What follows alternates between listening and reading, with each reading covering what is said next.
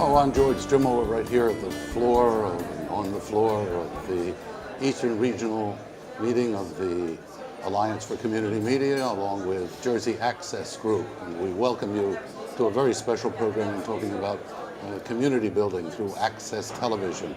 And on the panel today are people from all over this country, because this is a countrywide movement that is access broadcasting.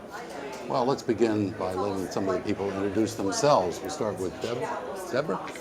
Hi, my name is Debra Rogers, and I'm the Executive Director of Falmouth Community Television in Falmouth, Massachusetts. I'm also Chair of the Board of Directors of the Alliance for Community Media. Happy to be here. Thank you. Linda. Hi, I'm Linda Litowsky. I'm the Executive Director of Channel Austin in Austin, Texas.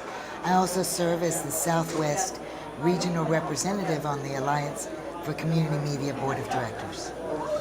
And I'm Jay Robertson. I'm the Managing Director at Ho'ike, which is Kauai's community television station. And I also work with the Alliance for Community Media's Western region. I serve on their Board of Directors as the Chairman. Well, you can see we're going to get a nationwide view here of some of the things that we're doing in access television. We're talking about building community through access television. Linda, we'll let you begin with some of your thoughts on this. We actually are trying to evolve more away from just the model of public access television that relies solely on cable. We now consider ourselves a community media center. We have an art exhibit that changes out every quarter. We also have streaming radio, community radio, with only local music, as well as 504 hours of programming of content that is hyper-local to our community every week. Jack. Yeah, well, we obviously in Hawaii have a very diverse cultural background. We found that through our experience, many of these different ethnic groups have difficulty assimilating into the community. So a lot of our effort is to really identify these groups, provide communication means for them to not only get together with themselves, but also immerse themselves with the other cultures that we have.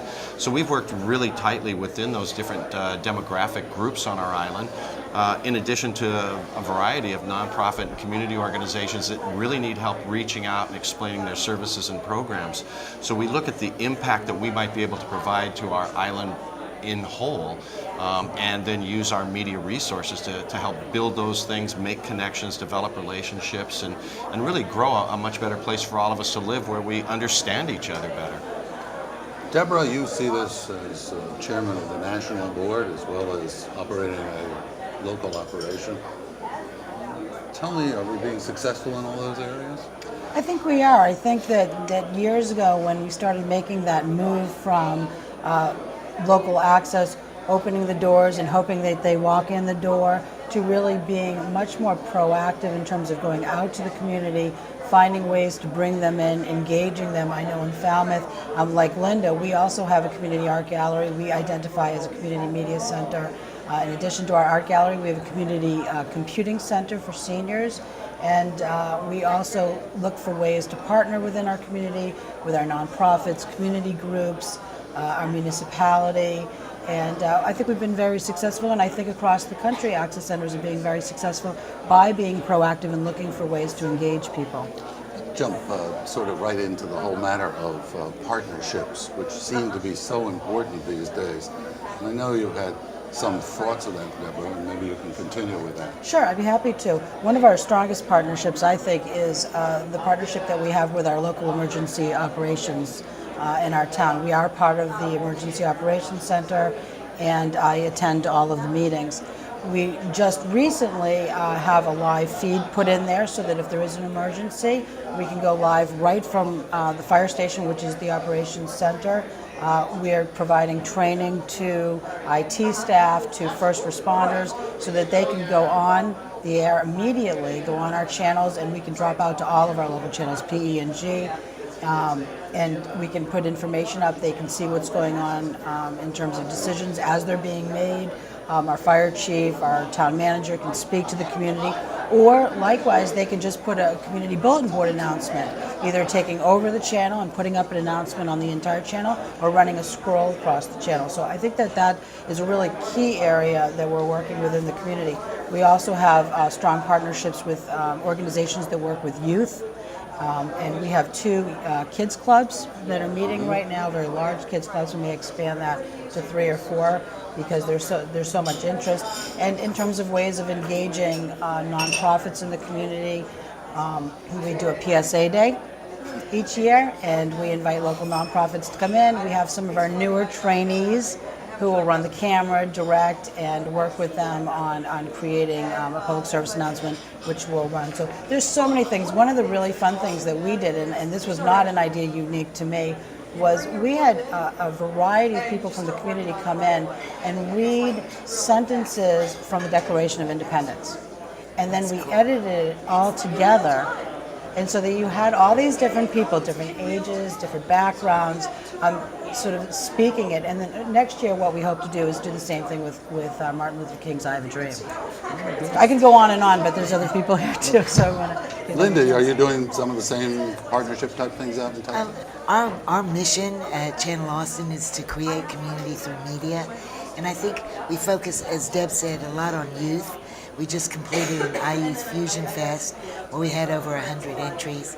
We premiered all the kids' movies at our biggest movie theater in town. Richard Linkletter of Slacker, Dazed and Confused fame was one of the judges. And so we're trying to, our training is some of the best that we do, the best things that we do, but we have formed these amazing partnerships with like the Girl Scouts of Central Texas, with many nonprofits that deal with people with disabilities. We not only train them to speak in their own voice, but to produce the programming themselves. And we find that we have a similar thing to your PSA Day, but we do it weekly, called Austin Commons, where we give nonprofits 15 minutes on air to explain who they are and what they do for the community, and then we package these in hour-long programs that we air frequently. We also have what's called ATXEdition.tv, and that's the website as well. They're 3 to 5 minute documentaries about what makes Austin uniquely Austin. And it could be anything from a restaurant that's a community gathering place for Koreans to what's called the Cathedral of Junk, to a popular bar where Willie Nelson will show up to play. So we reach out very much to our cultural communities. We have a very large Hispanic population, and we have about 33% of our content is Hispanic and in Spanish. So I feel that we really feel some kind of a niche in our community that is not done in any other media form. Even though we're now reaching out to our local PBS, they do Austin City Limits, which everyone in the world knows about, but they do very little to the community. So we have this large Juneteenth parade, and it's very unique to Texas. And June 19th was when the folks first heard that the Civil War had ended 6 years after the fact. So the African American population celebrates this one day with a parade, and we use kids and train them, and then they take the parade live. This year, the PBS station is going to simulcast that parade with us. So we work in every aspect to build. We do not do any emergency things, even though everything you said, I wish we were doing like this. And Jay and Hawaii? Well, first, I think that community media is such a unique opportunity. One, we're not commercially driven, so we have no allegiance to those people paying our bills. Our allegiance really is to our producers and those people viewing our channels and to our community at large. And that really gives us a lot of liberty to do certain things. I think we're intimately aware of the unique factors in each of our communities. We know more about what we're doing within our towns than anybody else would in a commercial sense, because they're driven by that dollar, the advertising dollar. So this allows us to really open up and focus on things. I personally feel that every youth in America is at risk, and we do programs for at-risk kids. Some in particular are in peril. Some are strictly Hawaiian in nature and underserved and underrepresented, so we target them. But we also look for senior citizens. And we really try to connect the kids with the older people. One, because they share values, they understand where they come from, they get a little bit more about their genealogy. And in those things, but all through the thread through all of this is giving them these skills to use the media, how to shoot, how to edit, how to create a wonderful program and to share their stories. And I've seen the impact on kids when they understand what their grandparents and great-grandparents went through, how they got there, and it gives them a little more meaningfulness in their personal aesthetic. The community organizations on our island are in desperate need at all times, as they are everywhere across America. So we will go out of our way to really help identify who who their services are, who they're targeting for their services, how you can do that. We also, we're a complete public education and government operation. So we work with our local government. We try to provide information. We are part of what the state of Hawaii calls the Rainbow Plan in our emergency alert system.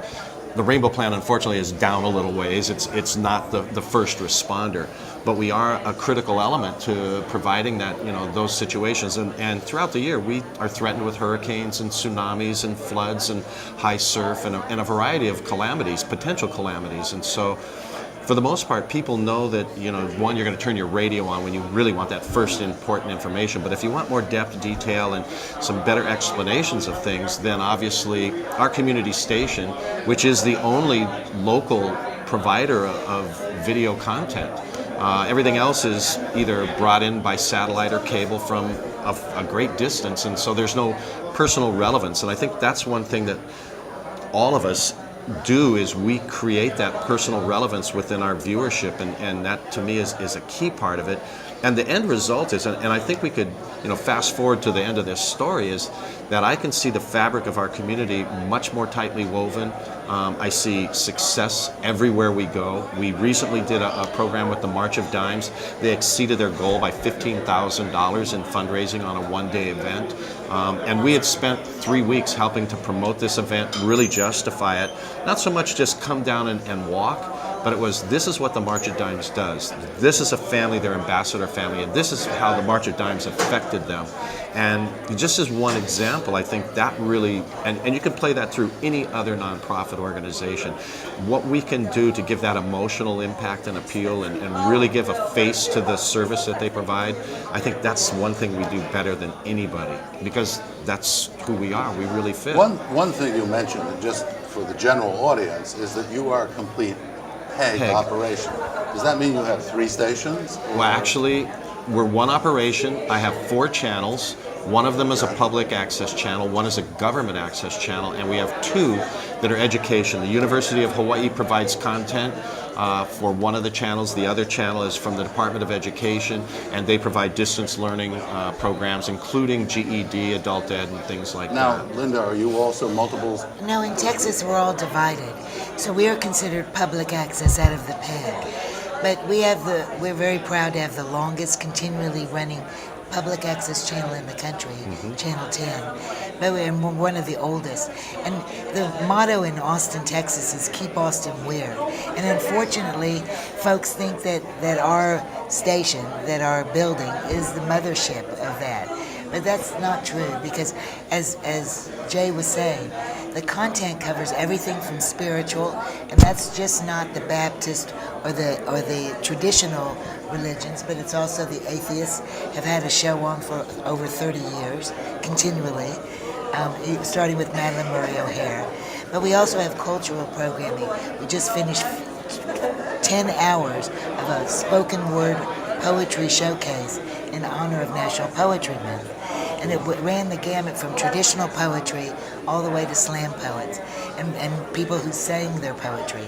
So we try to embody what makes Austin uniquely Austin by, as he said, weaving the fabric and going to the end of the story. He's absolutely right. It brings the community much closer together. Our job is to help put the resources in the hands of folks to tell their story, and to tell their story in any way that they wish. And we had discussed before the show started citizen journalism. Well, the one thing that I teach one of the first classes that folks have on how to plan your production.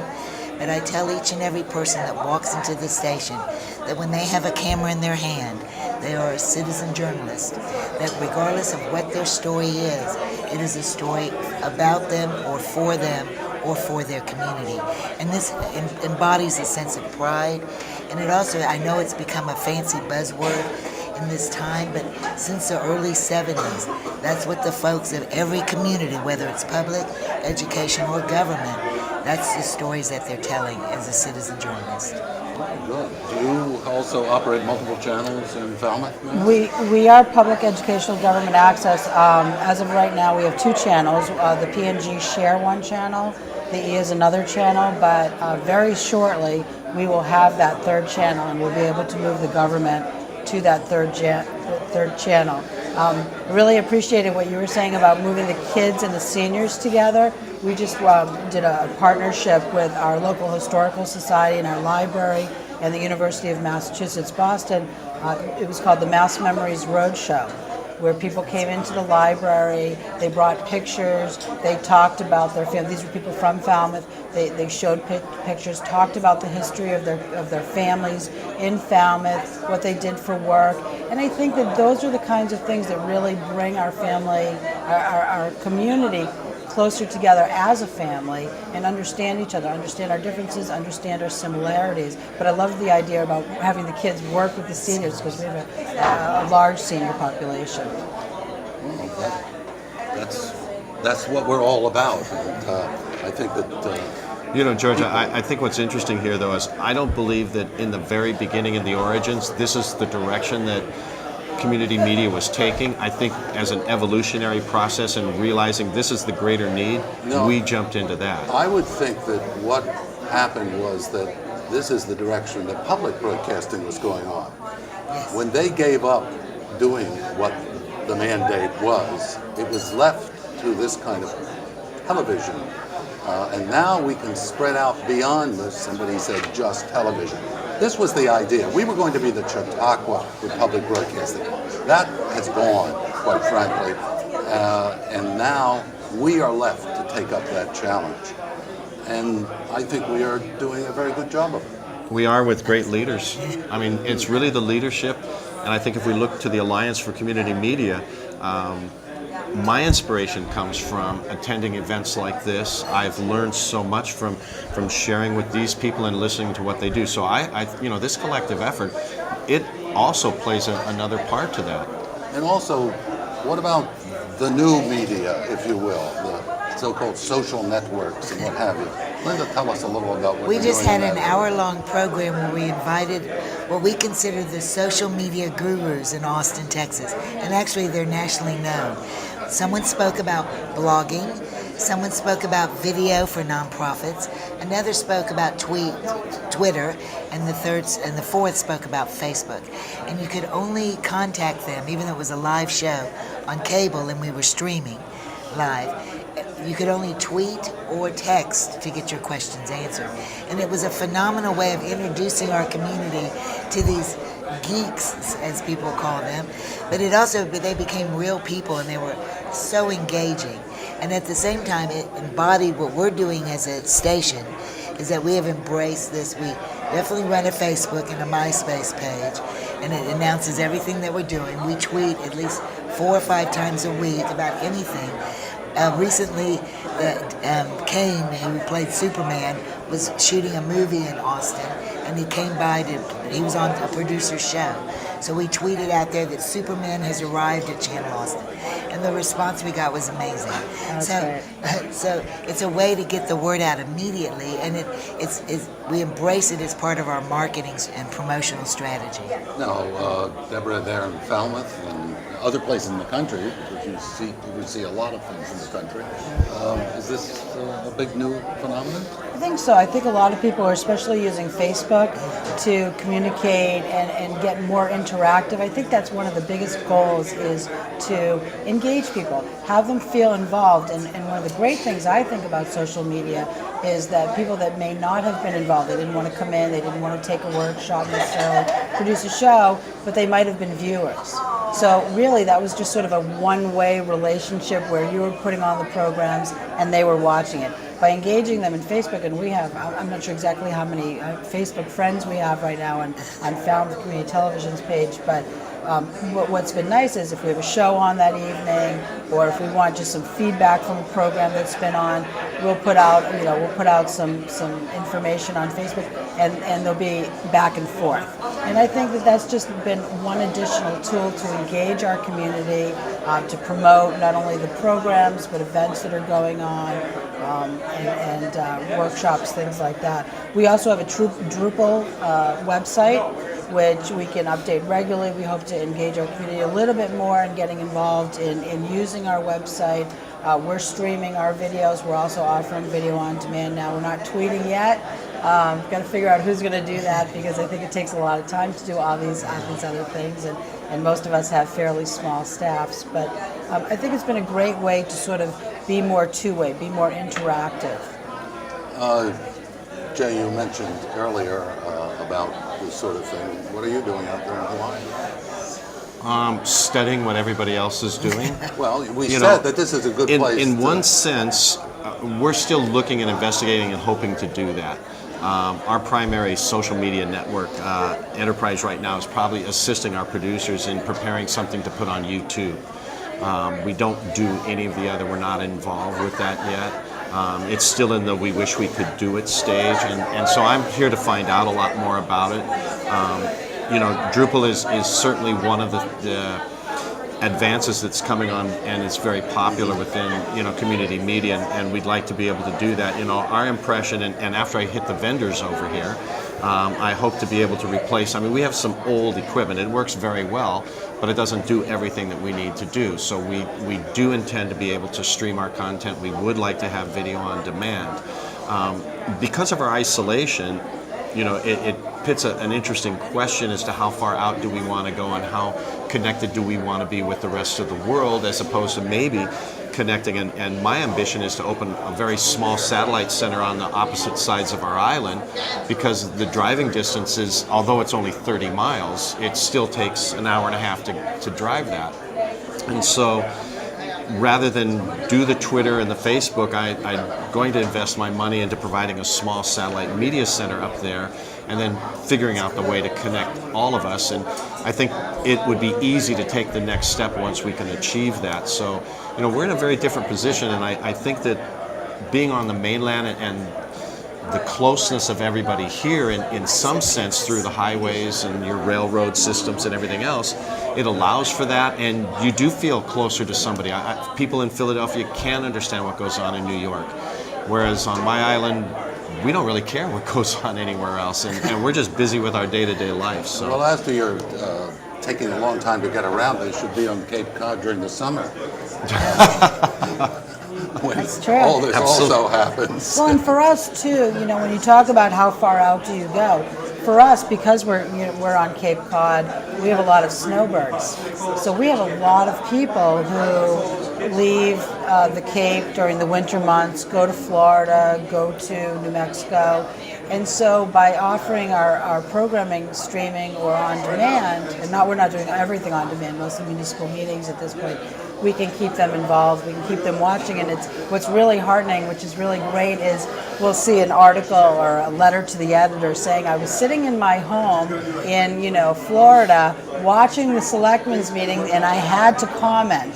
So for us, it's about keeping our locals engaged in new ways. I think you've inspired me. I'm in the same situation with the station I operate that you are, Jay. We're looking at it, but we haven't taken that next step. I'm going to get my teenage granddaughters in, because obviously they're probably more up on it than anybody else. Well, I think that's another situation for us, is technical skills and the availability of those technical skills. I would assume and hope that Deb has access, and you must have access to technical people that understand it, do it on a daily basis, where on Kauai, they're not there. I'll be more than happy to come out and help you out with it. Sure, we'll all fly out. Absolutely. But that brings up the partnerships. And here we that are is sitting right. in a remarkable space, and I don't know how the studio was put together, but I'm sure that we've got the Jersey Access Group, the Mid-Atlantic region of the Alliance, as well as the Northeast region. So you form this remarkable three-way partnership to bring this conference together. And on top of that, the workshops and the demonstrations throughout today and tomorrow are showing every aspect of what we've been talking about. So it's not that I knew anything about tweeting. I found the right people in the community to come in and speak to us about that. And it's forming these kind of partnerships that help all of us grow, stay current. I mean, if you blink, the technology changes within 5 minutes. We all know that. And it's difficult to always keep up. But we do try and bring a cutting edge, professional, aspect to our community so that, because we think of what we offer as an economic development tool, that's a big part of it. Austin has a huge indie filmmaking community, and people come there to become filmmakers. But it's also offering these same tools to kids, that they have something in their hand that they can do, and some way to say it, and not only get their message out there, but get a response from their community. I remember years ago going to national conferences and going to workshops when they were talking about the intranet. Remember these? Right. And the ones and the zeros, and what this was going to mean to us, and trying to do the dial-up and going online, and not really being sure how this was going to affect me personally and professionally. And I went, sometimes my eyes glazed over, but I went and I listened, and each year I'd go to these national conferences and I'd listen more and more and more, and little by little it would sink in. And now you look at where we are now in terms of how we use the internet to do our jobs every day. Our playback is all web-centric. So I think that you're right. I think being at conferences is an enormous resource to be able to just go to workshops, sit down with people, listen to what they're doing in their communities, learn from them, and then get on the phone with them when you go home, Right. and share information. So that's sort of how we've been able to grow and use resources from across the country by attending conferences. And in turn, your community is much stronger for it, right? Absolutely. Well, it all comes down to community support to make it possible. And you talk about economic stimulus. We didn't talk too much about dollars and cents, and that's what makes it all possible, and that really is up to the general public. They've got to realize the value of what we have and what we're trying to do. As long as we keep up with the times, that's the biggest thing. We just had we're here in the About 100 studio, kids. a whole group of young people go by who are here to learn also, and that's where the future really lies. Well, I've got job applications out for all of them. I know. Well, this brings us to the end. I think we've tried to touch upon how community television is now building community, and we're going to continue with that. So, Jay, Linda, Debra, thanks very much for joining us. George, it's been a pleasure. Thank you. Thank you very much for joining us.